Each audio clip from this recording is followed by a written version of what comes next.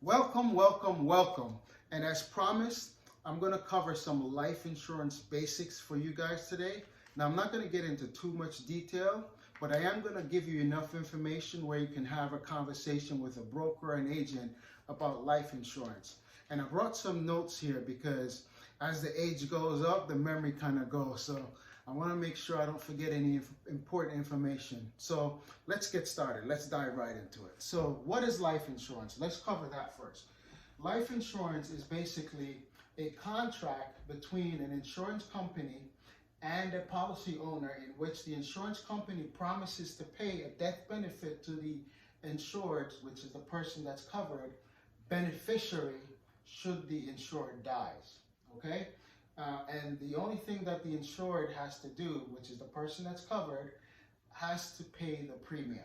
All right, so they have to pay money in exchange for a death benefit when they die. All right, so that's basically a life insurance contract.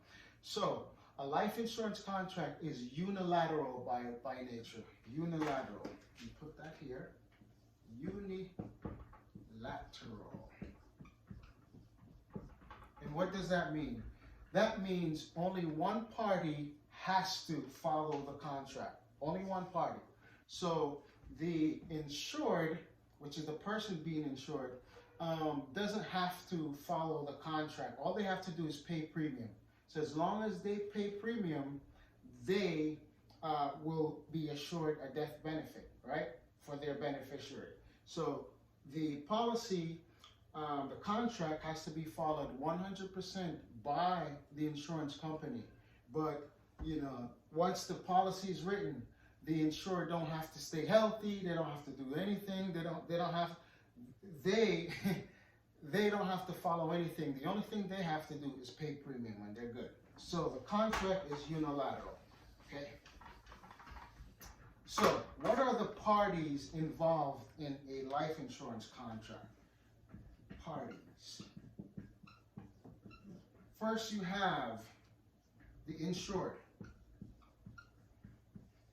The insured is simply the person who the policy is being written on. So they're the person that's being insured. They take the test. They take the they get to answer all the questions on if they're healthy and all that. So the insured is the person that's being covered, right? No different from in a auto insurance, the person that's driving the car, that regularly drives the car, is the insured. So here, it's the person that's being covered. So the insured, then you have the payer. The payer is the person that's going to pay for the policy, okay? The insured and the payer don't have to be the same person, okay? So remember that. Then you have the policy owner. This is the person that's taking out the policy. And again, that doesn't have to be the insured. For example, the insured could be a person and the policy owner could be a business. You know what I mean? Or the policy owner could be the husband and the wife is the insured, or vice versa. So they don't have to be the same person, okay? Can they be the same person? Yes, but they don't have to be. All right, so that's it. That's that. And the insurer is the insurance company, the one that's insuring the insured. That's the insurance company. What else? Beneficiary.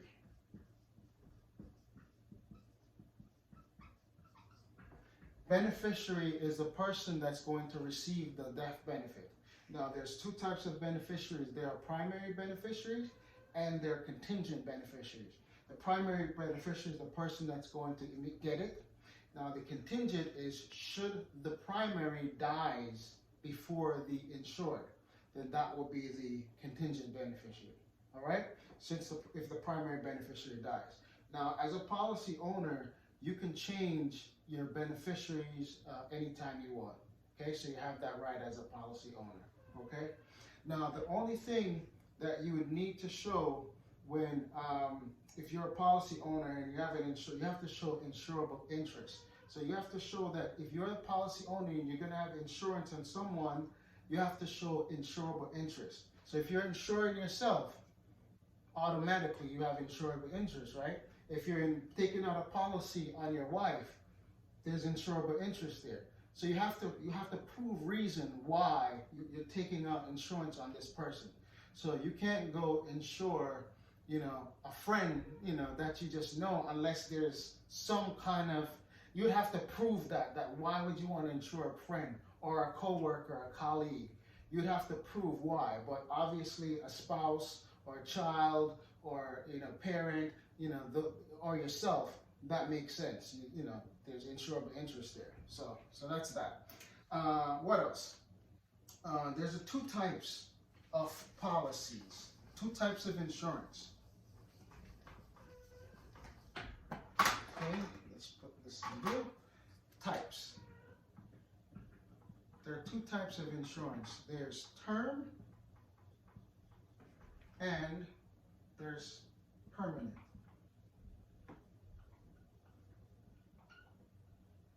Term and permanent. Now, term insurance is only for a short period of time. It's temporary, okay? And obviously, permanent is long-lasting. That's going to be there to the rest of your life, all right? So term insurance is what I call the what-if insurance. What if I die before my mortgage is paid off? I want to make sure that my family could still live in the house. They don't have to worry about the mortgage. What if I die before my children grow up? They're going to need my income to make sure that they can be taken care of. What if I die before my kids go to college? I want to make sure I help with their college fund, all right? So those are temporary needs. So after a while, kids grow up, mortgage is paid off. So at some point, those things, there's not going to be a need for them anymore. So that's why you'd want to cover those with term insurance, because it's a temporary need, all right? A permanent need is something that's lasting. So maybe you want to, for final expense, which is funeral expense. So I call permanent insurance the when. So term insurance is what if. Permanent is not a matter of if, it's a matter of when. So when I die, I want to make sure that there's enough money to take care of any debts that I have left over, okay, when I die. When I die, I want to make sure that my final expenses are taken care of. My family don't have to worry about that. It's bad enough they have to grieve. Now they don't have to worry about any expenses. That's taken care of. Estate planning for retirement. So you want to use those permanent policy for those type of needs. Okay. So let's get into a couple different permanent policy here. Term is very simple, nothing complicated there, but I want to mention a couple different permanent policies. Okay, so let me rub this out too. A couple permanent policies. Permanent.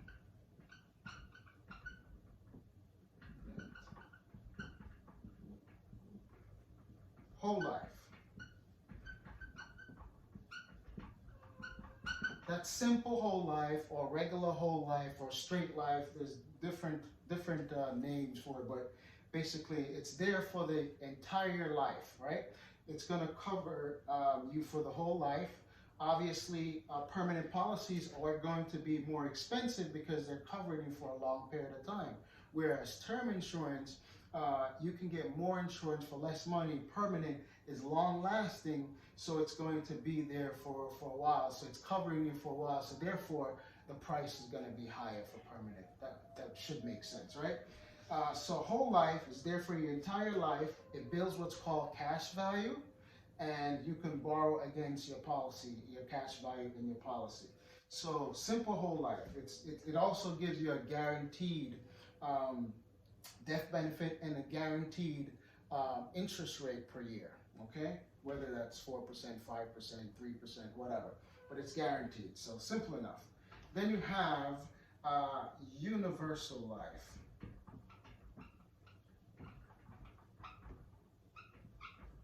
Universal life provides flexibility.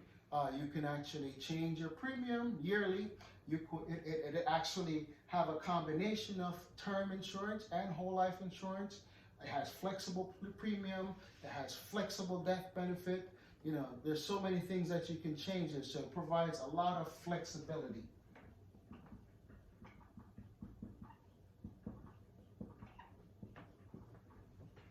Okay, Next I want to cover is variable life.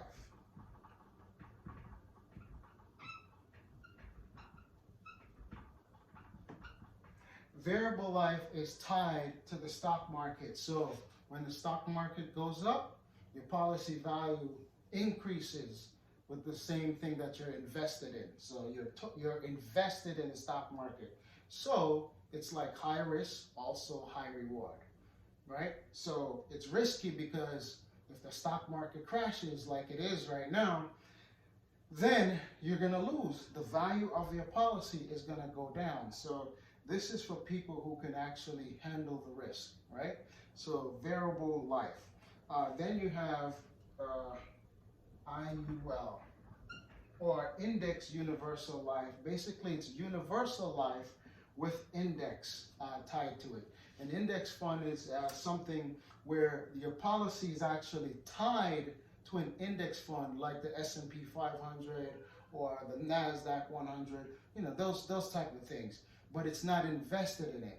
So with this type of policy, you get to share in some of the gains when it goes up, but there's a cap. So for example, let's say the S&P 500 went up 25% that particular year, but your cap is 15%, you'll earn 15%. If it went up 8%, you'll earn 8%. So whatever your cap is, you'll earn up to that if it did over the cap, but if it did under the cap, that's the percent you get. Hope that makes sense. So it's tied to the index, but it's not invested, right? But if it does go down, you lose nothing. So that's a very safe way to grow the money, where you can participate in some of the growth, but don't lose anything. So that's an Index Universal Life. So those are some basic permanent policies.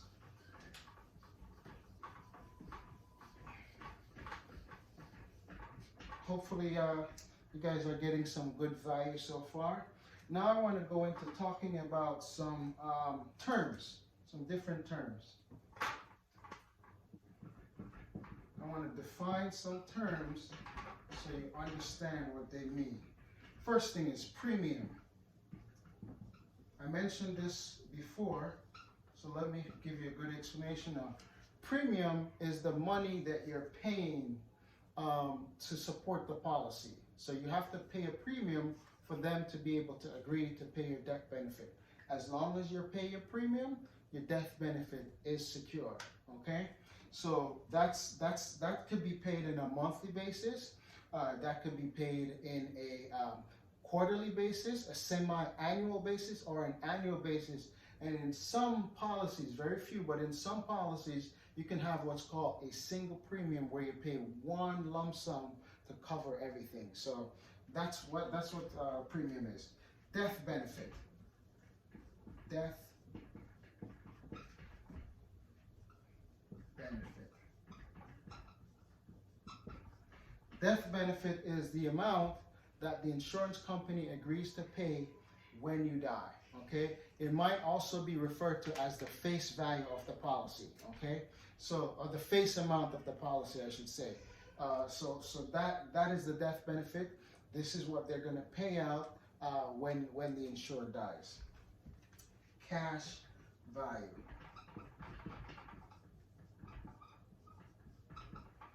A cash value is in a permanent policy. That's the value of the policy.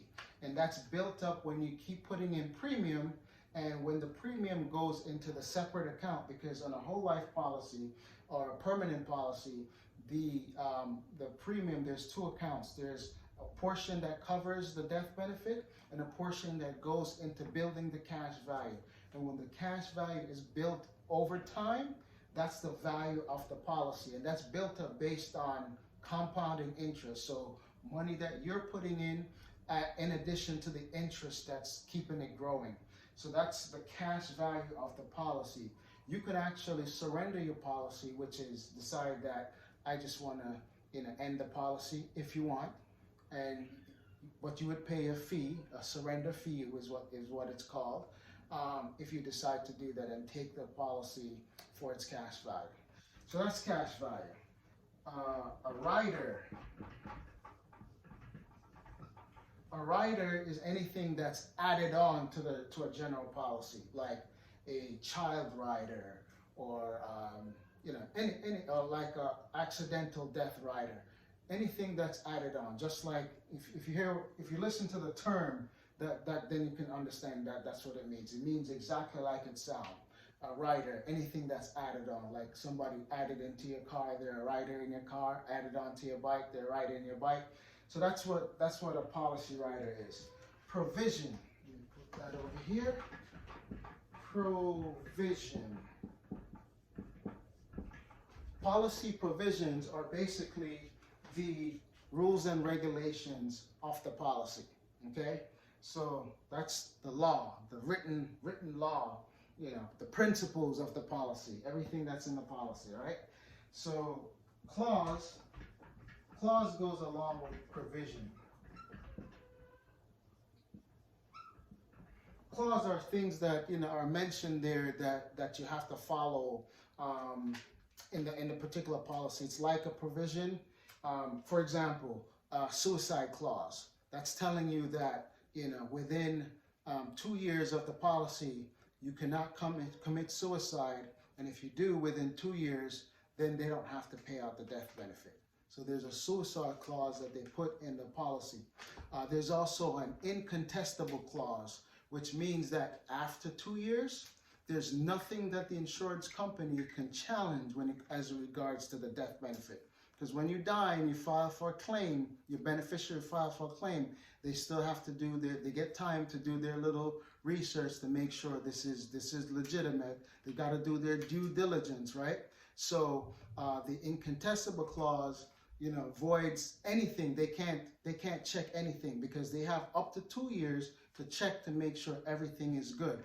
So if there was any misrepresentation in the policy, which means that the insured or the policy owner put something in the application which they knew was false. So if there's any misrepresentation, then they cannot challenge it after 2 years. So there's a difference between misrepresentation and what's called warranties. Warranties is what you believe to be true when you did the policy.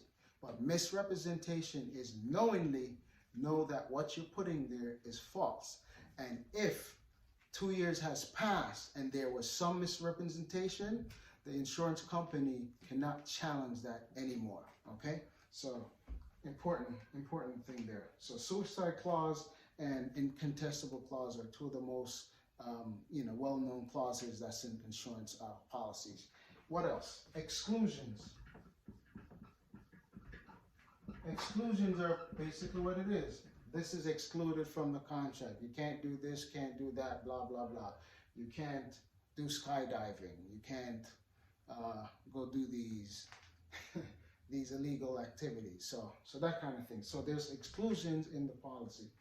Then there's underwriting. This is also an underwriting.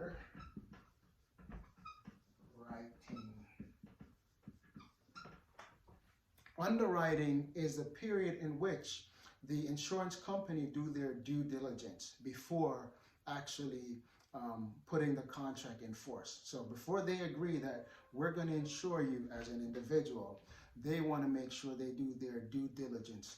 This is typically 6 to 8 weeks from when you apply.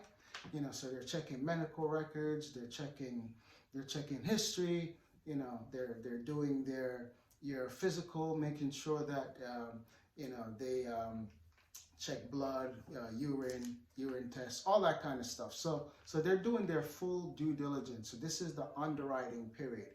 So that's about it, what I have today. Those are some very important things that you do need to know about life insurance. Again, these are some basics. There's a lot more to cover, but if you know these information, you can actually feel comfortable sitting down with an agent and talking to them about how they can properly insure you and what you're particularly looking for. So I hope this information was valuable for you guys. Wanted to make sure you had a general information, some general knowledge about it. As always, if you have any questions, feel free to reach out to me. and I'll be more than happy to help answer those questions. Until next time, have a fantastic day.